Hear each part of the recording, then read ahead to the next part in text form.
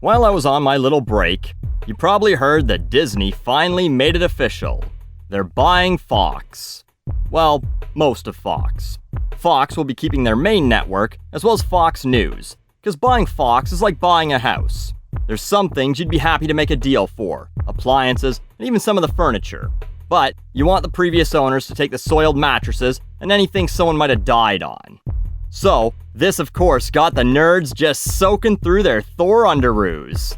Oh my stars and garters! You know what this means? Wolverine could be in an Avengers movie! There could be a good Fantastic Four movie set in the MCU!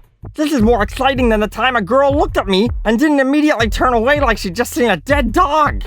Listen, I can make these jokes because I like comics and am ugly too.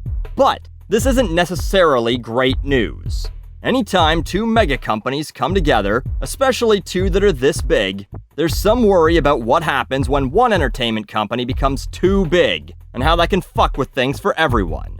According to one source, 21st Century Fox, which is part of the deal, has a little over 12% of the market share in film alone, while Disney currently has just above 18%. Combined, they'll be over 30%, a full 10% more than Time Warner, and more than double Universal. And what does this mean? Leverage. Movie theaters will basically have to bend over and beg for seconds, because imagine what would happen if a negotiation went south and 30% of their business was gone. That would be crippling for smaller chains, and the bigger ones wouldn't be too thrilled either. They already had to put fucking recliners in so you'd go. So if Disney says they want a bigger percentage of the box office, they're getting it. And you'll eventually be paying for it, either in the ticket sales or at the concessions. Or look at earlier in the year, when they announced they'd eventually be pulling their movies from Netflix. They basically just bought a huge stake in Hulu. Fox owned 30% of that, which they'll probably just destroy when they create their own Disney-branded streaming service, which they also already announced. So again, the company with a 30% market share will also control pretty much the most popular movies. So, Netflix will be back to a library full of shit like Mecha Coelacanth versus 8-Dicked Octoshark. And let's not forget TV. They won't own Fox, but they'll own FX and FXX, which means It's Always Sunny, Archer, American Horror Story, Fargo. So if Disney doesn't gut Hulu, I could easily see them making their more adult programming available there to keep the Disney streaming service clean.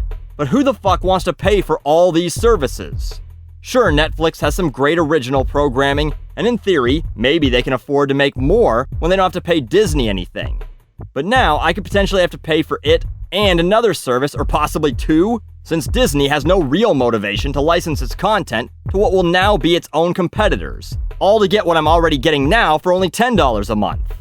And we know how that net neutrality decision went. Yeah, I know, it was only a 2-year-old bill that was repealed, whatever. But if it ever came down to the ISPs gating or limiting services unless they paid a premium, guess who's got the money to ensure they get priority bandwidth? I'll give you a hint. Hey Pluto, come lick my $1 billion mouse taint! There's all sorts of other things that come with one company owning too much. They could potentially control the jobs in the industry, which means they can set wages. That typically doesn't go well for employees. I'm not talking about actors or actresses. I'm sure Robert Downey Jr. will do just fine. But there are tons of other employees, some of whom will be made redundant in a merger. You don't need two people doing the same job in a lot of cases. When you're Disney's accounting department, what's keeping track of a few $1 billion more? Or what about advertising? They own all this shit that now needs to be advertised. And so, they can pretty much set prices. You think your little YouTube channel isn't earning anything now? Wait until revenue drops even more as these deals are cut, and the biggest advertisers will absolutely have their say as to what videos they will and won't appear on. I made a joke on Twitter when the news broke that it's too bad Monsanto and Bayer didn't own the rights to some fucking superheroes that everyone loves. Otherwise, no one would have got too upset about their announced merger. But it's true. After they made the announcement, I read more comments from people concerned that we wouldn't be getting any more R-rated Deadpool movies than I saw about monopolies or potential antitrust issues. That's the real worry. Oh no! What if Ryan Reynolds can't say fuck or cut a guy in half while wearing spandex anymore?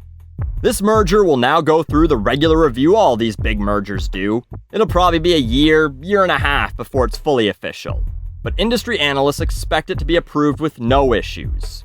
And why would there be issues? It's not really a monopoly.